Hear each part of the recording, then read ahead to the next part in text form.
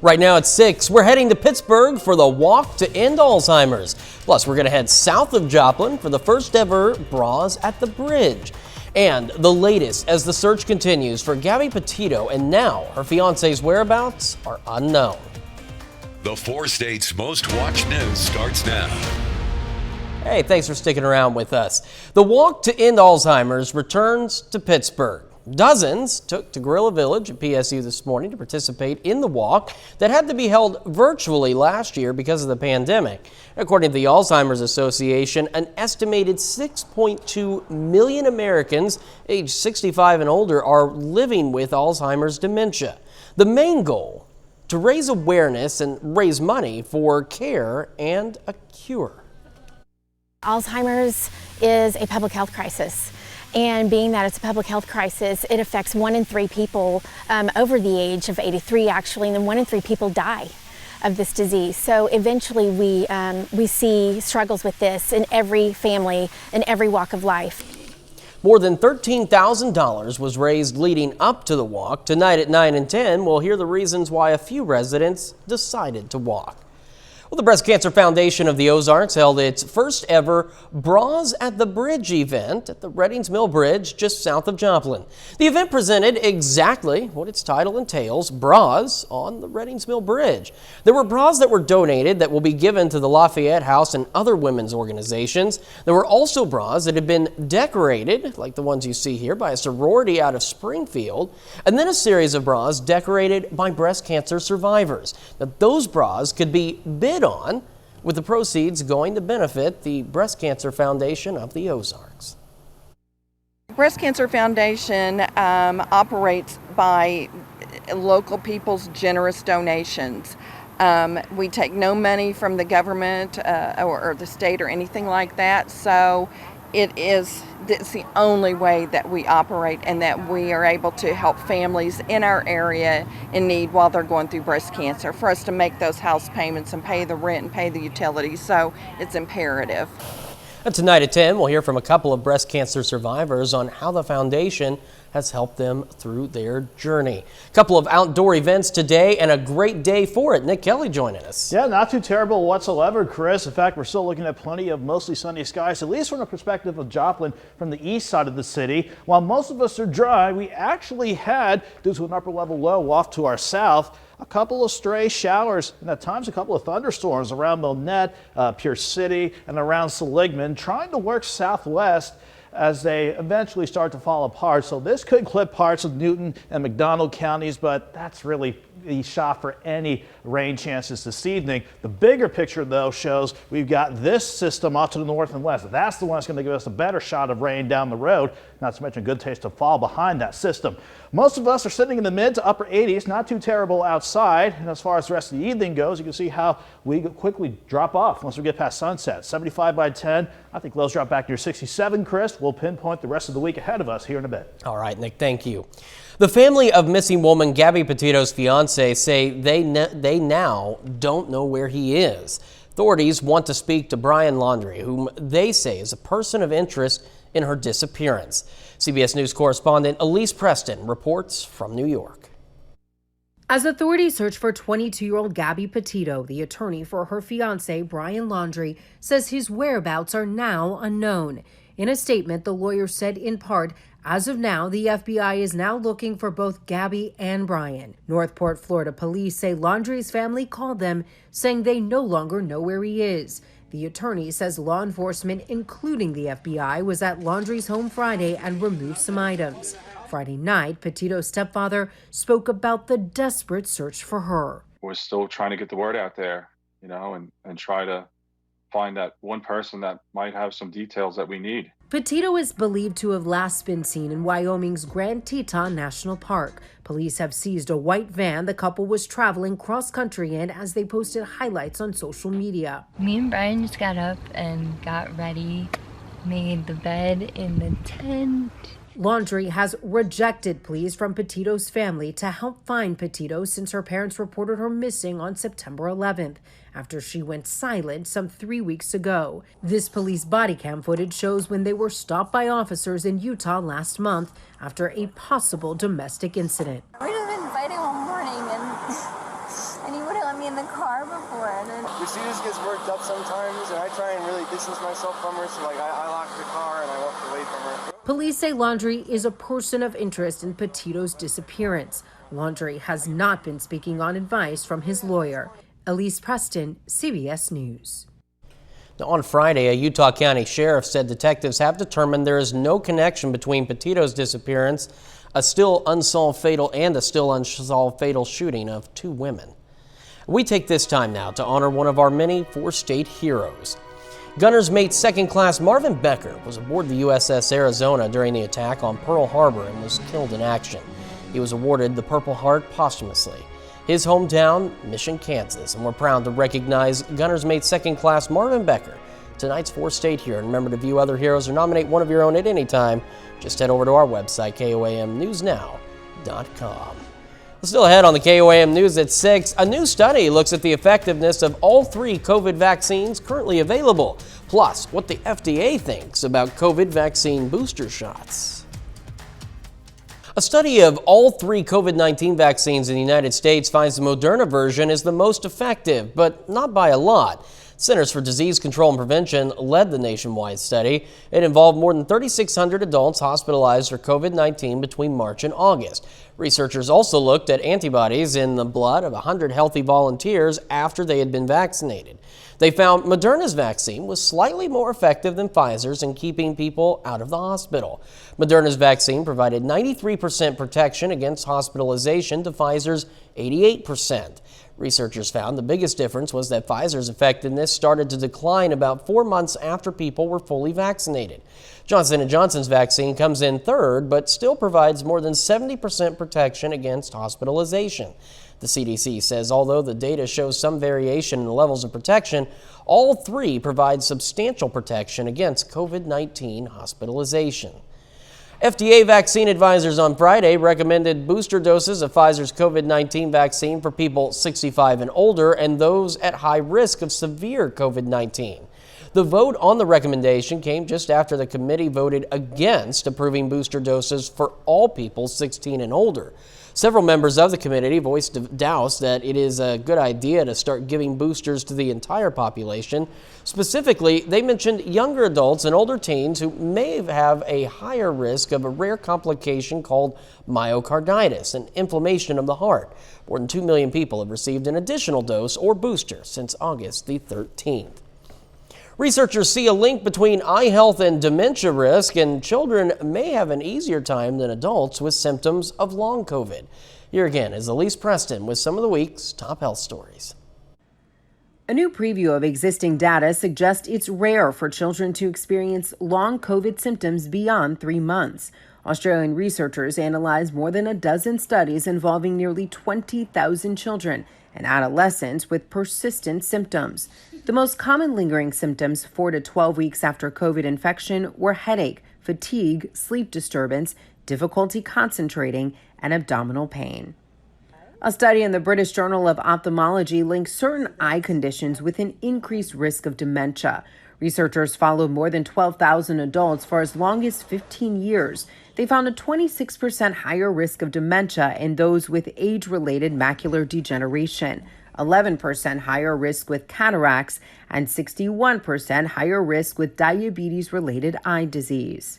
Doctors are more likely to prescribe painkillers to white patients than Black, Hispanic, or Asian patients complaining of back pain. That's according to a UCLA study of medical claims from 2006 to 2015, during the early days of the opioid crisis.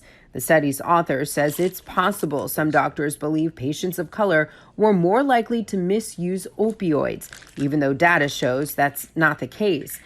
Researchers say it shows how medical treatments can be unequally based on race and ethnicity. That's a look at some of the week's top health stories. Elise Preston, CBS News, New York. Later on the KOAM News at 6, an update on progress being made at the Notre Dame Cathedral.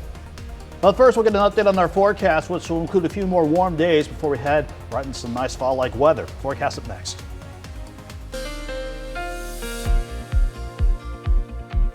We kept things pretty quiet for today overall. Still watching a few isolated showers clipping maybe a couple areas around the Table Rock Lake, but in general, it's been another quite warm day with highs actually pushing near 90 degrees this afternoon.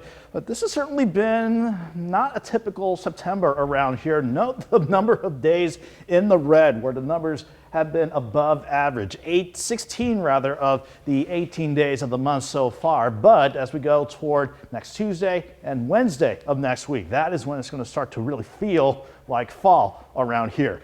We kept things pretty quiet ever since we started the morning out. Mostly sunny skies, a little bit of partly sunny skies by this afternoon. With that said, due to a disturbance off to our south, it was actually strong enough to send a couple showers, even a few thunderstorms in our far southern counties. We can pinpoint where they are right now. Again, it's mainly on the western sides of Table Rock Lake, southwest of Cassville. We're talking about areas east of Pineville, north of Bentonville, and up to about Cassville and Seligman. And it's quite interesting the direction that these isolated showers and storms are taking. The one near Milnette and Pierce City is trying to work toward the southwest and the west, but it's starting to fall apart. And we're just waiting to see if this storm will fall apart as it continues along the state line off to the south of Joplin. At least once you look north from Joplin, we're looking quiet as can be. 87 degrees, feels like 90 though, with the dew point sitting at 67, but this isn't terribly humid air. And note the humidity, it's not too bad really, sitting at 51%.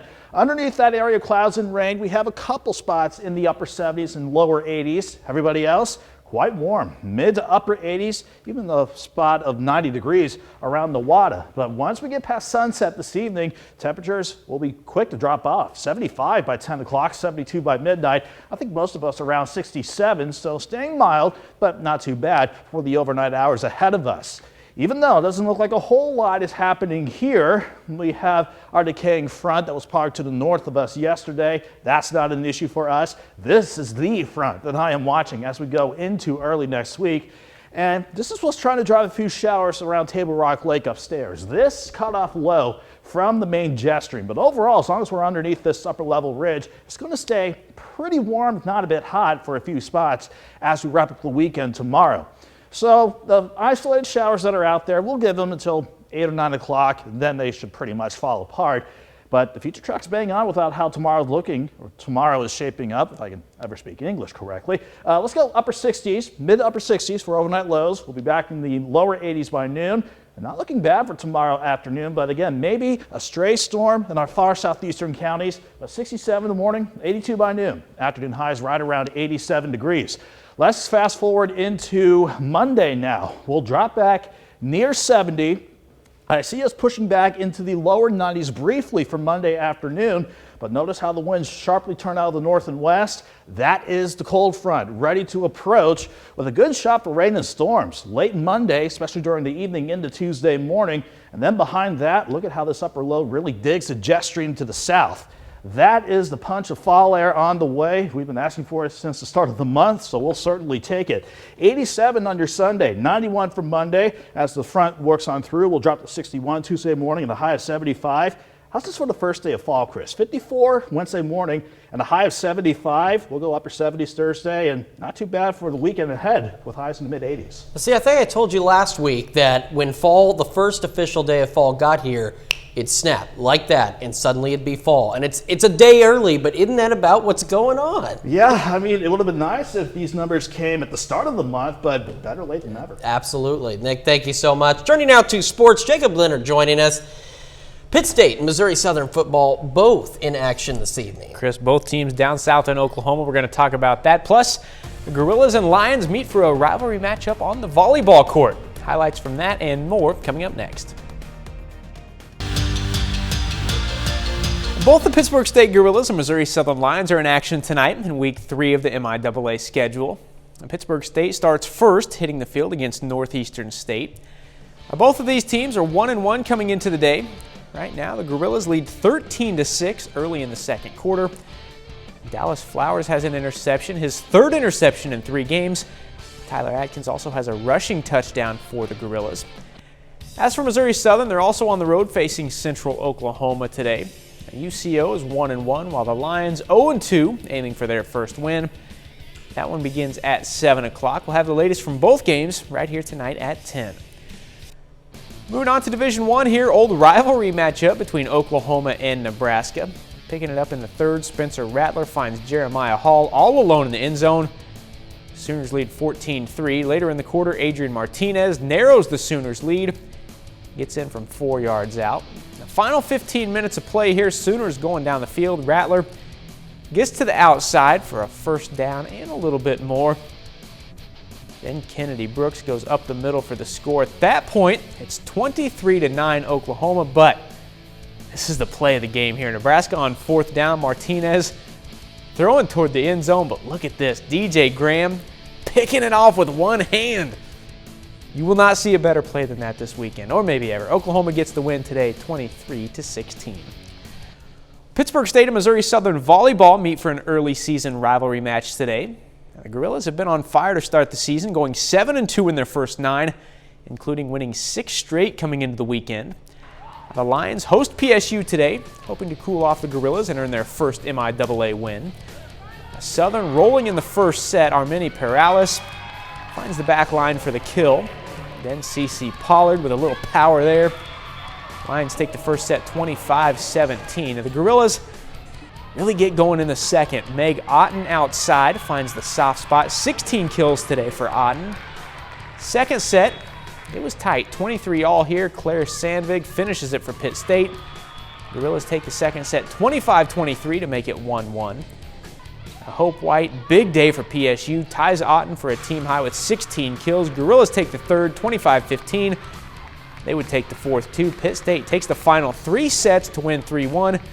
Their 7th consecutive win. Our kids are able to battle when they need to, and I was really proud of the fact that they were just able to work hard and work themselves out of a tough situation. And we've been talking about trying to just find a way to win sometimes, even when we're not really in a good rhythm. And I think I'm really just most proud of the fact that they just found a way to battle out of it.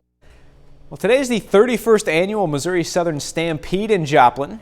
It was a big day for both Pitt State and MSSU. Our own Danny Terzer was up early and has more on today's event. First to race are the women. Teams from 26 schools are competing today.